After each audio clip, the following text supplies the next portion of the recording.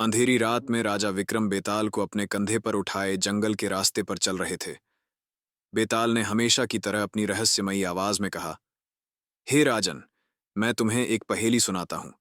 यदि तुमने सही उत्तर दिया तो मैं लौट जाऊंगा, और यदि नहीं दिया तो तुम्हारा सिर फट जाएगा। बेताल ने कहानी शुरू की और बोला, एक व्यापारी के पास दो बेटे थे, राजीव और राघव। दोनों दिखने में एक जैसे थे और पिता से बराबर प्रेम करते थे।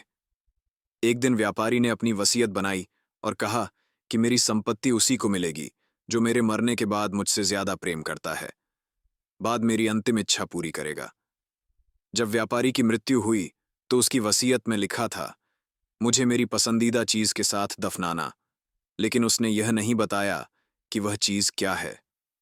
दोनों बेटों ने अपनी अपनी समझ से उसे पूरा किया। राजीव ने व्यापारी को उसके सोने के आभूषणों के साथ दफनाया, जबकि राघव ने उसे एक साधारण किताब के साथ। अब बताओ, कौन बेटा सही था? राजा विक्रम ने तुरंत जवाब दिया, राघव सही था, क्योंकि एक व्यापारी के लिए उसकी बुद्धि और अनुभव ही सबसे प्रिय होते हैं, और वह किताब उनके ज्ञान का प्रतीक है। यह सुनते ही बेताल हंसते हुए बोला, सही कहा राजन, लेकिन अब तुमने उत्तर दे दिया, इसलिए मैं जा रहा हूं। बेताल पेड़ पर लौट गया और विक्रम सोच में पड़ गए। अचानक उन्हें एहसास हुआ कि बेताल की कहानी में एक बात छिपी थी।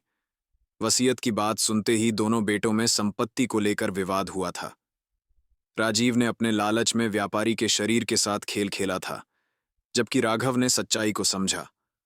विक्रम अब समझ चुके थे कि यह सिर्फ एक पहेली नहीं, बल्कि बेताल की चाल थी, राजन का न्याय परखने की, सच्चाई को